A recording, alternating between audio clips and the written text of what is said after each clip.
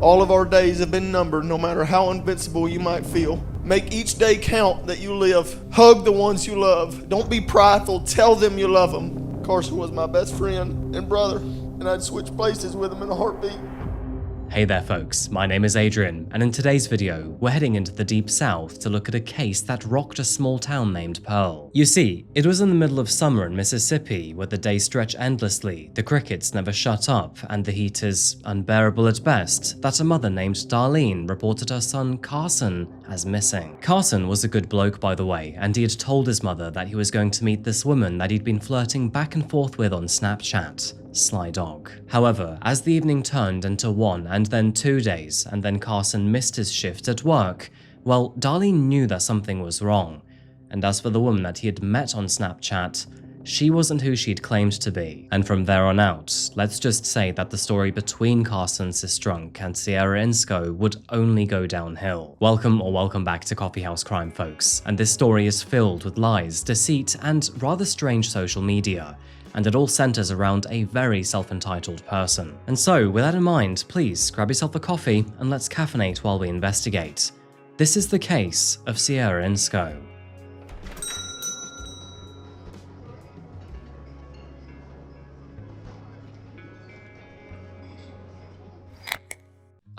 The Magnolia State.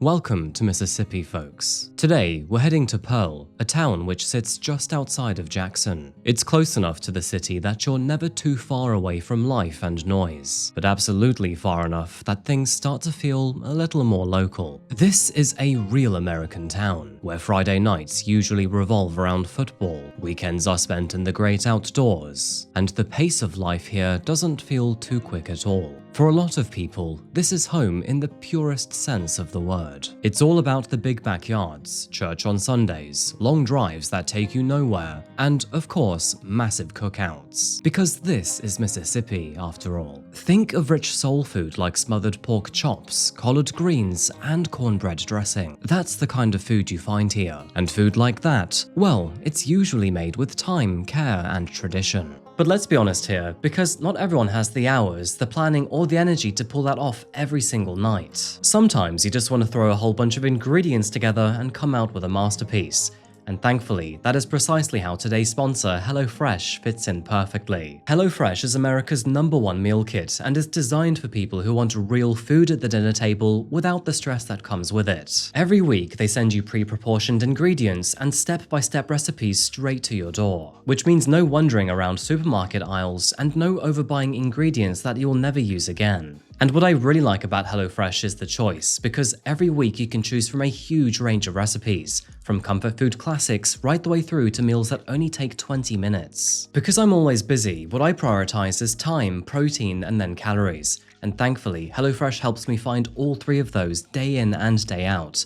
As a result, I'm leaner, healthier, and have more time on my hands. Which is great, because what it means is I have more time to make more videos for you guys every single week. And everything is made with fresh quality ingredients, so it actually feels like cooking, not just assembling something that looks sad and beige. And HelloFresh also gives you structure, because you know what you're eating, when you're eating, and you don't have to think about it. Which honestly is half the battle after a long day. HelloFresh can also make it easy to skip a week, change your meals, or pause deliveries altogether, meaning that there is no pressure and no guilt. And if you use my code CoffeeHouseHFZWL, you'll get a freeze willing 4-star chef's knife on your third box, which is worth $144.99 in value, plus 10 free meals, and your first box ships free. Make sure to use my code to get this deal before supplies run out. The offer is valid while supplies last. The link above will automatically opt you into HelloFresh's best offer if redeeming after the activation window. That's CoffeeHouseHFZWL, and thank you so much to HelloFresh for sponsoring today's video.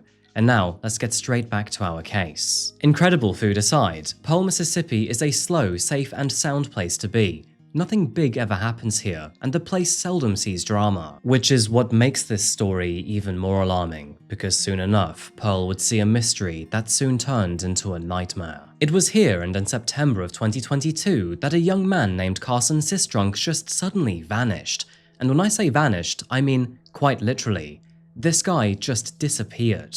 You see, Carson's mother Darlene started to grow worried when he'd stopped responding to his messages.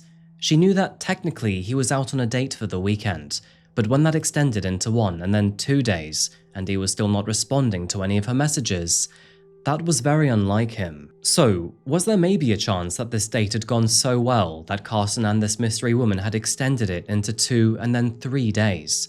Well, theoretically, yes, but it was very strange that he wasn't responding to his mother. And then when Carson failed to show up to his shift at work on the Monday, that is when she knew that something must be wrong.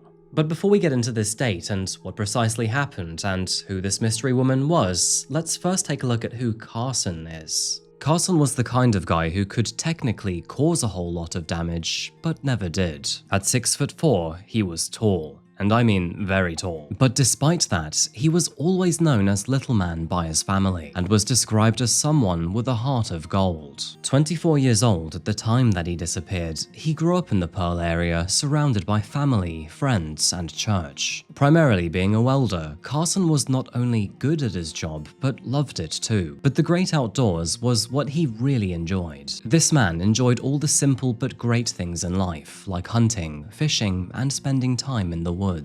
It's the sort of things that social media can only portray but never actually capture. I'm talking about things like long days on the water, early mornings on the porch, and a bunch of mates around a hot campfire. And here is an important detail to our case today. But Carson also had a reputation for being both reliable and punctual. He was the kind of person who showed up whenever he promised he would, and he would always check in with his mother and never venture too far for too long. And then, as we know, in early September of 2022, he then suddenly vanished. Now, at first, there was not much information to go by, but in the weeks leading up to his disappearance, Carson had told Darlene that he was talking to someone on Snapchat. And by the way, this wasn't unusual for him because this was just one of the ways that Carson would meet new people. And with Carson being so social and open, Darlene paid no attention to it either. So, when he told that he was away for the weekend on this date, nobody panicked. Carson didn't overshare or seem nervous or secretive about it. It was all just very matter of fact. There was no full name, no background story, and no real expectations of where she was from or how long they'd been talking. Only that they'd connected on Snapchat a short while ago, and that Carson had plans to hang out with her over Labor Day weekend. Now, that lack in detail was not suspicious at the time. However, in hindsight, it would stand out, because this wasn't a blind date in a busy bar or a group meetup with friends around, but instead, Carson was planning to drive 50 miles to meet someone that he'd never met before in a quiet and rural area. In fairness, it probably didn't feel too risky to him, because Carson trusted everyone, and from his perspective, well, he was a Hulk with a big-ass truck, and nobody was knocking him down. So, it was sometime over Labor Day weekend in early September of 2022 that Carson climbed into his Ford Raptor, flicked on his favorite tunes, and then headed out to meet a pretty face. And unfortunately, that was the last decision that he was ever going to make.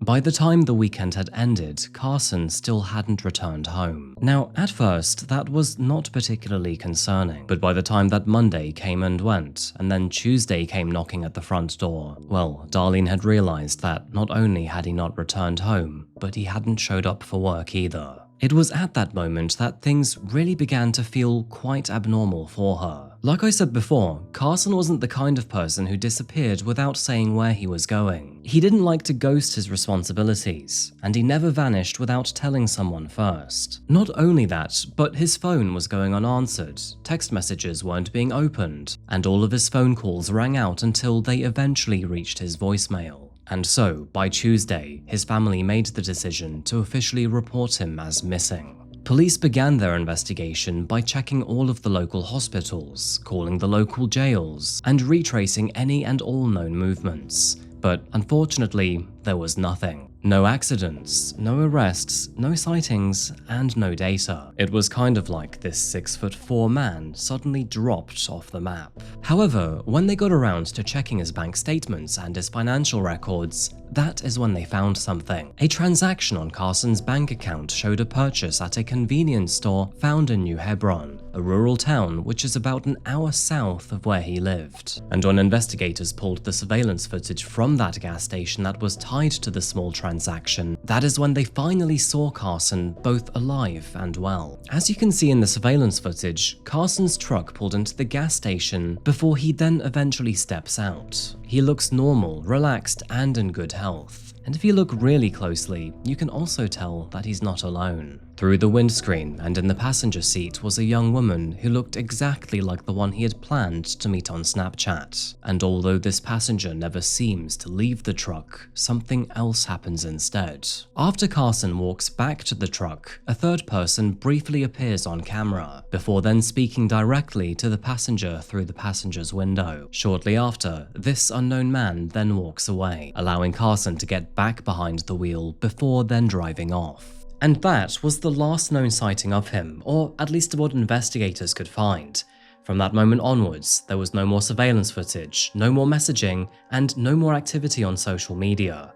Just silence. And whatever happened next, well, that clearly must have happened where no camera was in sight. Now, with thanks to Darlene's report, it wouldn't take long for officers to put Sierra as a main person of interest, and when they decided to go down to a small town named New Hebron, well, let's just say that they were in for a surprise. Almost immediately after arriving, they found Carson's silver Ford Raptor, and it wasn't hidden at all. In fact, it was right out there in the open in a car park, and leaning against it was Sierra Ensow. When police officers approached her and asked her the obvious question, that being, where did you get this truck? Sierra responded literally immediately. It was kind of like she had already recited her answer. And according to Sierra, not only did she buy this truck through a stranger with cash and without any paperwork, but she had no idea who Carson was. It was very much a who, never met him, never even heard of him kind of situation. So, by now, officers were growing quite suspicious over the situation because, given the information that they knew, Sierra's story was not quite adding up. And by the way, Ford Raptors go for serious money.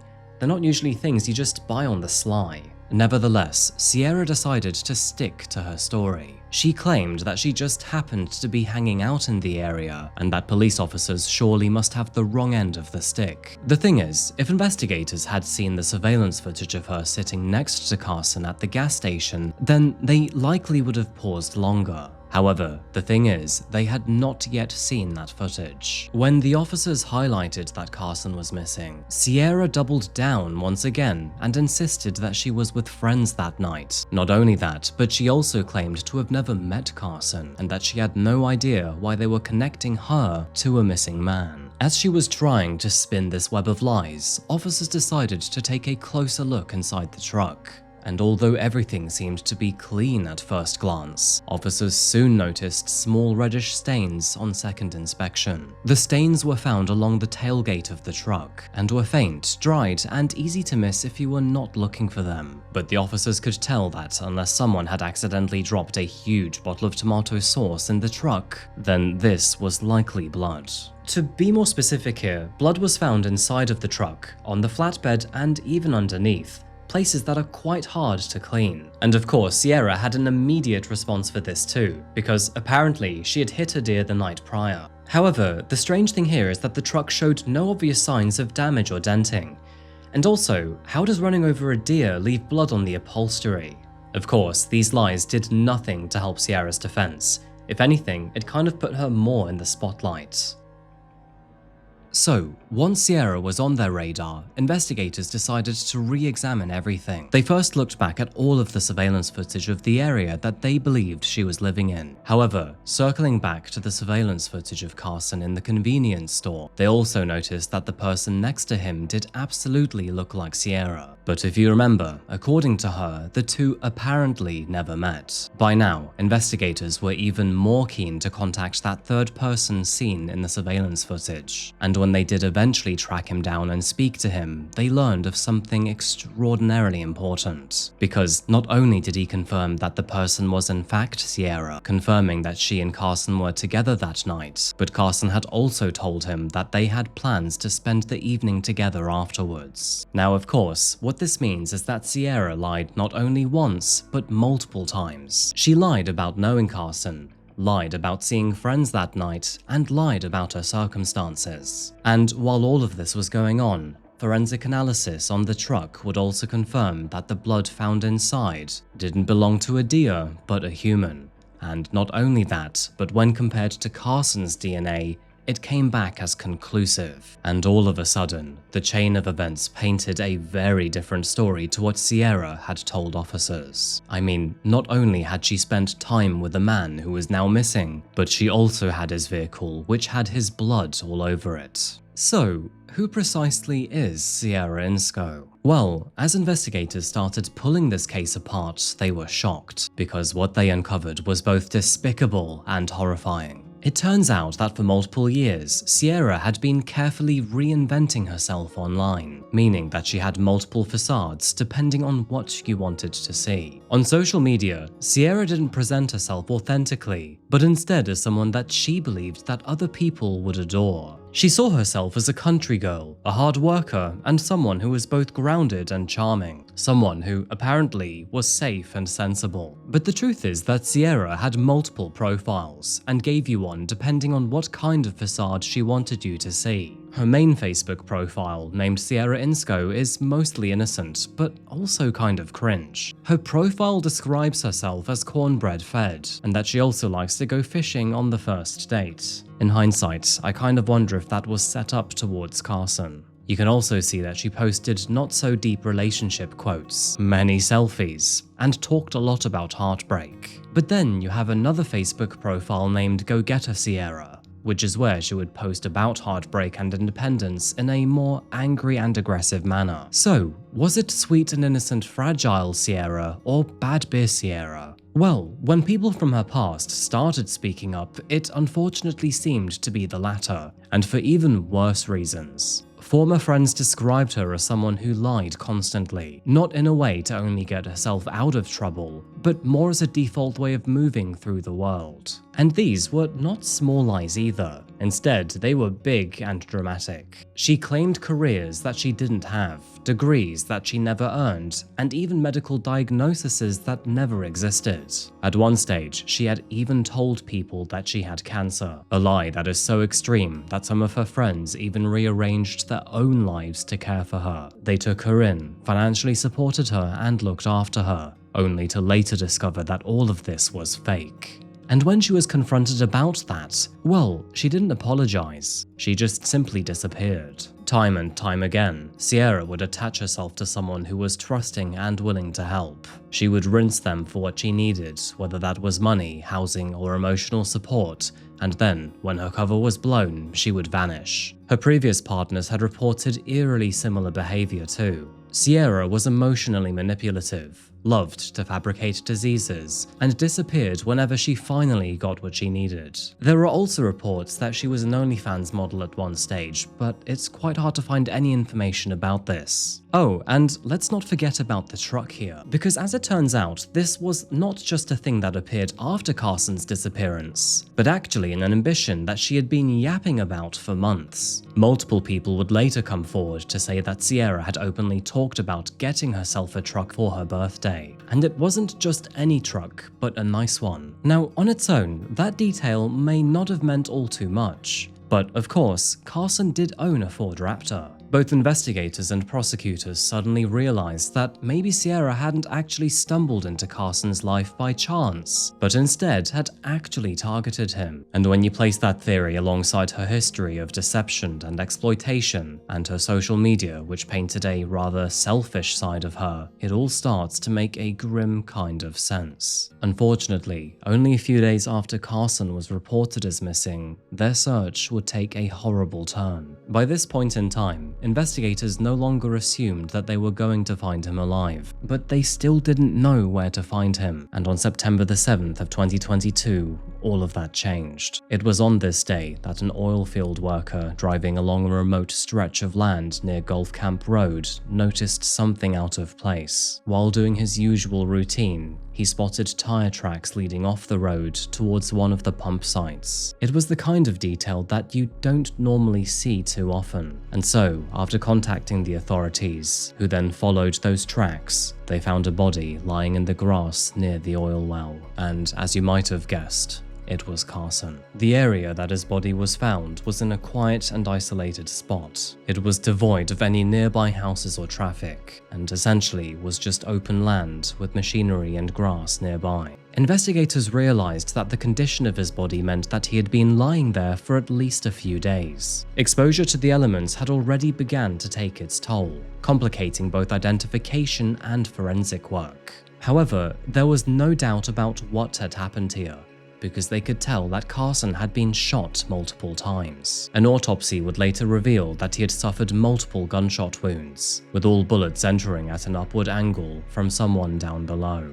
All of a sudden, the blood that was found inside of the truck made sense. Investigators believe that Carson was probably seated on the tailgate of his own truck when he was shot. After he had passed away, his body was then moved from where he was shot and then dumped at the oil site, hidden just enough that it wouldn't be immediately visible. And then, whoever shot him and dumped his body drove his truck away, which, of course, put Sierra in an exceedingly uncomfortable position. Now, of course, once Carson's body was found, everything changed all at once. Up until this moment in time, Sierra was merely just a theoretical question mark, but now, she was a suspect in murder. I mean, at this stage of the investigation, officers already had blood evidence, surveillance footage, a body, and the victim's truck under her name. However, in that narrow gap between those interviews with Sierra and discovering Carson's body, she did what she always does best, and just like Carson, suddenly disappeared. In response, law enforcement issued alerts and tried to track her movements. And at first, Sierra did a great job at hiding from officers. But thankfully, that would not last very long, because soon enough, agents would find her lying low in a neighboring county. If you're wondering how they caught her, she had basically messaged her mum from a friend's phone. And of course, once officers knew about that, all they had to do was track her friend's phone's IP address, and that led them straight to the address that she was staying in. And no surprise, that is when she was arrested. When police officers approached her, she did not resist her arrest. Instead, she quietly surrendered herself into custody, before then being initially charged with theft of Carson's stolen vehicle. Now, of course, that wasn't murder, but the charge was enough to hold her, while prosecutors prepared for her murder charges in more detail. And from that moment onwards, Sierra never walked free again. So, let's take a look at the timeline, because by the time Sierra had been arrested, police officers and detectives had a pretty good idea of what happened. It all began when Sierra first made contact with Carson through Snapchat. Now, they don't have concrete evidence to confirm this, but they believe that she targeted Carson after seeing his truck online. Greetings turned into flirting, and after a few weeks of teasing, Carson and Sierra decided to meet in person for the first time. That, of course, being on the evening of September the 4th, 2022. Surveillance cameras placed them together at a convenience store in New Hebron, where Carson can be seen alive, calm, comfortable, and in Sierra's company. Not only does this confirm that the two were together, but it also supports the idea that he was comfortable around her. From there, investigators believe that Sierra convinced him to drive somewhere more secluded, such as an oil field site or some rural backroads. Of course, we can only take a guess at why she may have asked him to take her somewhere secluded,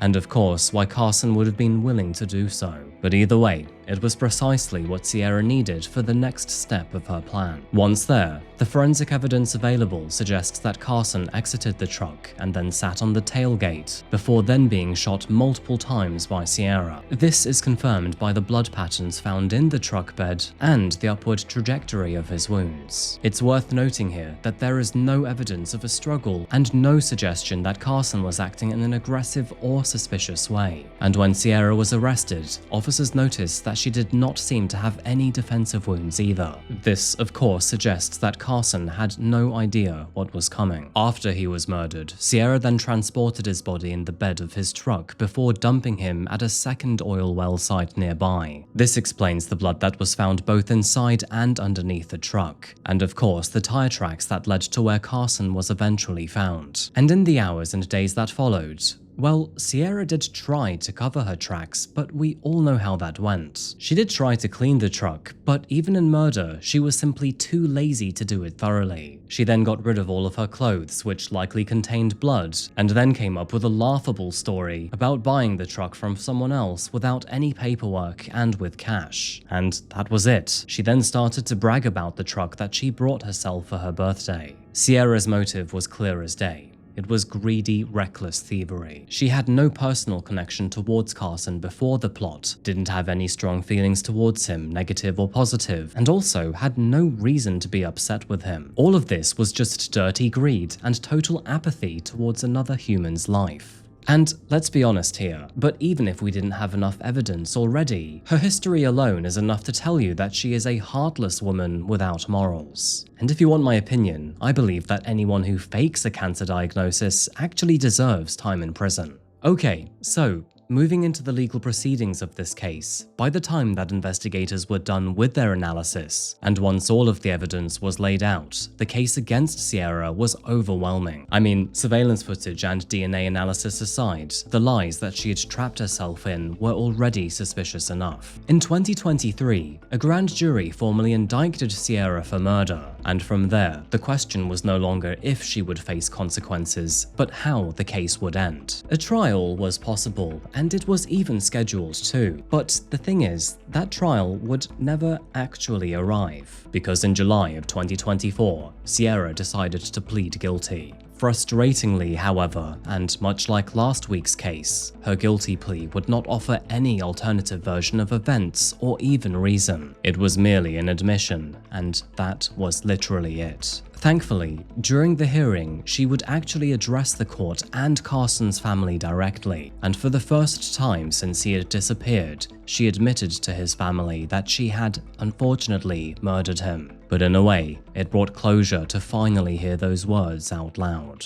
As a result of her crimes, the judge sentenced Sierra to 40 years in prison, with 35 years to be served without the possibility of parole. In real terms, that means that Sierra will spend the majority of her life behind bars. Sierra's plea, as cowardly and lazy as it was, would of course avoid a long and painful trial for Carson's family. However, it also meant that Carson's family would never hear her motive, behavior, or movements in detail. And I often wonder about this, but what is the lesser of two evils here? Would it be better to avoid the trial, the pain, and ever knowing at all? Or does the information bring more peace and understanding in the long run? The truth is that this never should have happened, and never should have been a story to begin with. Carson should still be here with his family, and he isn't, all simply for a truck. Before I go, I'd like to read a few lines from his obituary, because Carson wasn't just a name in a video or a news article, but a person just like you and me. Carson was called as a best friend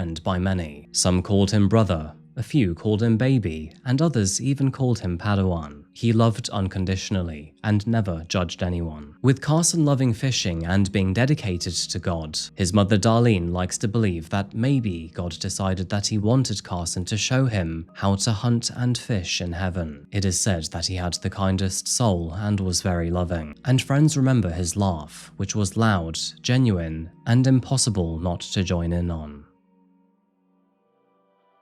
You know, cases like this are always hard to sit with, not because they are complex or ultimately mysterious, but because they are so simple and stupid. Carson was not being reckless. He wasn't impulsive with his behavior, and he wasn't looking for trouble either. He was merely trying to trust someone that he would like to have been closer to. And ultimately, that trust cost him his life. In a world where meeting people online has now become so completely normal, this story reminds us that we have no idea who we may end up meeting. So, the next time you're thinking about meeting someone online for the first time, do yourself the honor by slowing down, meeting in a public place like a coffee shop, and taking your time to gauge them. And I have no idea what the year 2058 will look like, but by then, maybe depreciation has kicked in so hard that Sierra can afford the truck she wants without, murdering someone for it. Stories like this also remind me that short-sighted stupidity still exists.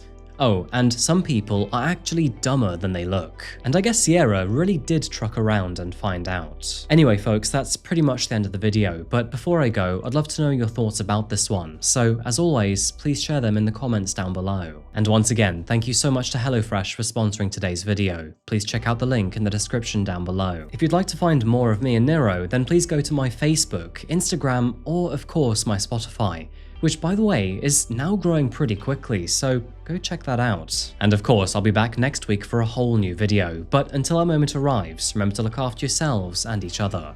Thank you so much folks, take it easy, goodbye.